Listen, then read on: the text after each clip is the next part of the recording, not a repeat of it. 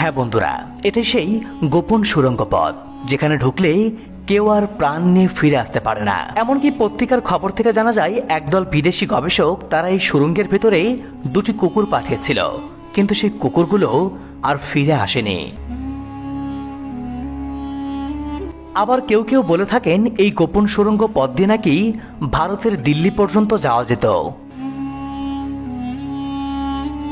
এখানে এরকম কয়েকটি সুড়ঙ্গ মুখ রয়েছে, তাই তো জনগণের নিরাপত্তার কারণে লালবাগ কেল্লা কর্তৃপক্ষ সুড়ঙ্গের মুখটি তালাবদ্ধ করে রেখেছে। তবে চলুন আজকে আমরা এই গোপন সুড়ঙ্গের রহস্য জানার চেষ্টা করি এবং দেখার চেষ্টা করি এর ভেতরে কি অলৌকিক শক্তি লুকিয়ে আছে।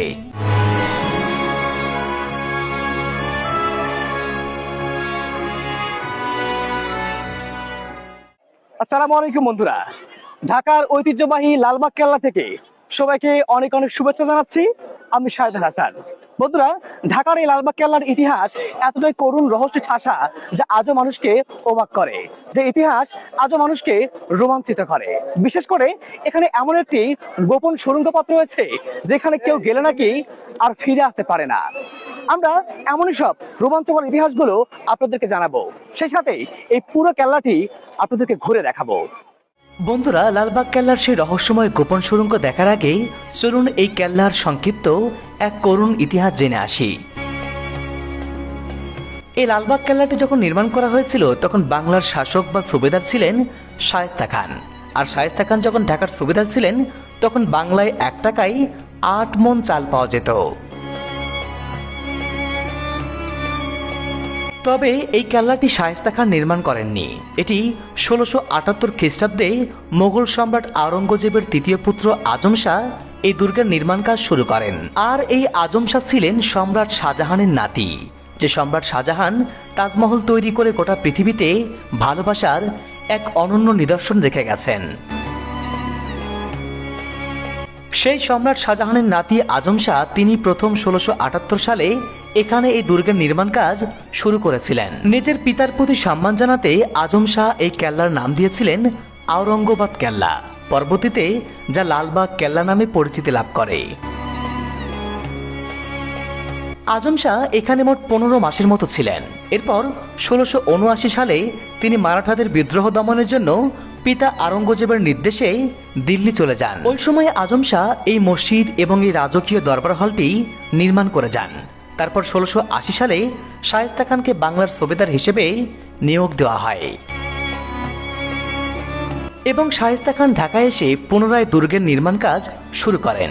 স্ক্রিনে এখন যে প্রাসাদটি দেখতে পাচ্ছেন এখানেই অফিস করতেন শায়েস্তা খান, যার উপরতলা ছিল দরবার হল আর নিচতলা ছিল হাম্মামখানা। বন্ধুরা, এই দুর্গটি কিন্তু এই লালবাগ কেল্লা কিন্তু কোনো কমপ্লিট বা পরিপূর্ণ দুর্গ নয়। আপনাদের জানিয়ে রাখতে চাই 1678 সালে সম্রাট আওরঙ্গজেবের 3য় পুত্র আজম শাহ তিনি যখন ঢাকার সুবেদার হয়ে এই ঢাকায় আসেন তখন তিনি এই দুর্গটির নির্মাণ কাজ শুরু করেছিলেন। কিন্তু পরবর্তীতে ভারতে মারাঠা বিদ্রোহ শুরু হলে তিনি তার বাবা আওরঙ্গজেবের ডাকে ভারতে চলে যান। এরপরে আবারও পুনরায় নবাব শায়েস্তা খানকে 1680 সালে ঢাকার সুবেদার হিসেবে নিয়োগ করা হয়। তখন নবাব শায়েস্তা খান 1680 সালে এই দুর্গটির নির্মাণ কাজ শুরু করেন। এরপরে হঠাৎ করেই শায়েস্তা খানের আদরের মেয়ে পরিবিবি খুবই অল্প বয়সে দুর্ভাগ্যবশত ইন্তেকাল করেন। তারপরে কিন্তু শায়েস্তা খান এই দুর্গটিকে অপায়া অক্ষা দিয়ে এখান থেকে একবারে চলে যায়, যার ফলে কিন্তু এই দুর্গটির কাজটি এখানেই সমাপ্ত হয়ে যায়, কাজটি আর সম্পন্ন হয়নি। বন্ধুরা, স্ক্রিনে এখন যে ইমারতটি দেখতে পাচ্ছেন এখানেই প্রিয় কন্যা পরিবিবিকে সমাহিত করে কবরের উপরে বিশাল প্রাসাদটি নির্মাণ করেন শায়েস্তা খান। মেয়ের মৃত্যুর পর শায়েস্তা খান ঢাকা থেকে চলে যান মুর্শিদাবাদে। ঢাকা থেকে রাজধানীও স্থানান্তর করে ভারতের মুর্শিদাবাদে নিয়ে যাওয়া হয়। অসমাপ্ত এই দুর্গটি তখন থেকেই বছরের পর বছর ধরে পড়ে থাকে, আর সেই থেকেই এই স্থাপনাকে ঘিরে তৈরি হয় মানুষের মনে নানা কৌতূহল। লালবাগ কেল্লার পূর্ব দিকের এই যে বিশাল ফটকটি দেখতে পাচ্ছেন এটি প্রায় 3 তলা ভবনের সমান উঁচু। এই ফটকের পাশেই রয়েছে একটি ভগ্নপ্রায় প্রাসাদ, আর এই প্রাসাদের পেছনেই রয়েছে সেই রহস্যময় সুড়ঙ্গ। এই সুড়ঙ্গ নিয়ে বেশ কিছু পৌরাণিক কাহিনী প্রচলিত আছে। বলা হয়ে থাকে এই গোপন সুড়ঙ্গে ইতিপূর্বে যারাই প্রবেশ করেছে তারা কেউ আর ফিরে আসেনি। অনেকেই মনে করে থাকেন এটি অলৌকিক অভিশপ্ত এক ভয়ানক গুপ্তপথ। পত্রিকার পাতা থেকে জানা যায় লালবাগ কেল্লার এই গোপন সুড়ঙ্গের রহস্য উদ্ঘাটনের জন্য একদল বিদেশি গবেষক সুড়ঙ্গের মধ্যে দুটি কুকুর পাঠিয়েছিল, কিন্তু কুকুর দুটি আর ফিরে আসেনি। পরবর্তীকালে শিকল বেঁধে আরো দুটি কুকুর পাঠানো হলে তখন শুধু শিকলগুলো ফিরে এলেও কুকুর দুটি আর ফিরে আসেনি। তারপর থেকে আজ পর্যন্ত এই সুড়ঙ্গ নিয়ে আর কোনো গবেষণা হয়নি। এটা সেই রহস্যময় গোপন সুড়ঙ্গ পথ। এই সুড়ঙ্গ পথ দেখতে পাচ্ছেন, এখানে কিন্তু তালাবদ্ধ করে রাখা হয়েছে যাতে করে কেউ ভিতরে প্রবেশ করতে না পারে। জনসাধারণের নিরাপত্তার ক্ষেত্রে কর্তৃপক্ষ এখানে তালাবদ্ধ করে জায়গাটিকে বন্ধ করে দিয়েছে যাতে করে কেউ ভেতরে না ঢুকতে পারে এবং কেউ বিপদের সম্মুখীন না হয়। এই কারণে কিন্তু কর্তৃপক্ষ এখানে তালা দিয়ে বন্ধ করে রেখেছেন। এবং আমরা যতটুকু জেনেছি এই সুড়ঙ্গের পথটিও নাকি সুড়ঙ্গে ঢোকার যে পথটি ছিল সেটা অনেক মাটি দিয়ে ভরাট করে রাখা হয়েছে যাতে করে কেউ ভেতরে প্রবেশ করলে কেউ কোনো বিপদের সম্মুখীন না হয়। ধারণা করা হয় যুগের পর যুগ ধরে সুড়ঙ্গটি বন্ধ থাকায় এর ভিতরে বিষাক্ত গ্যাস জমে গেছে।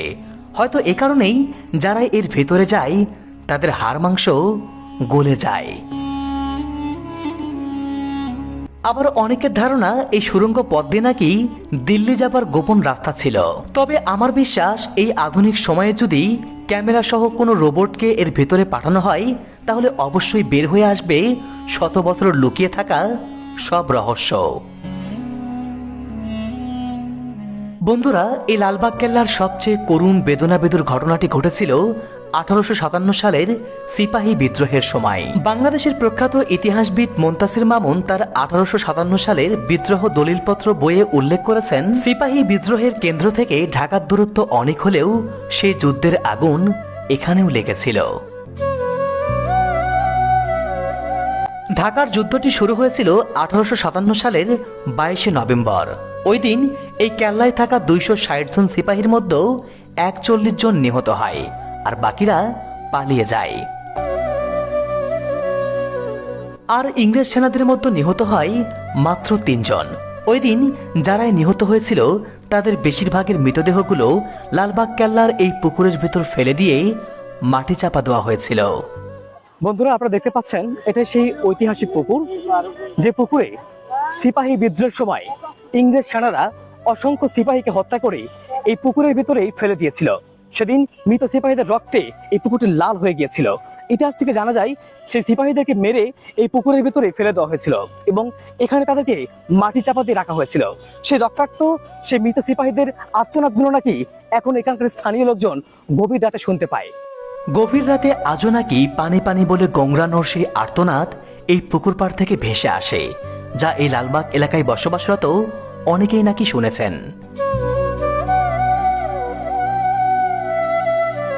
এটি কোনো সাধারণ পুকুর নয়।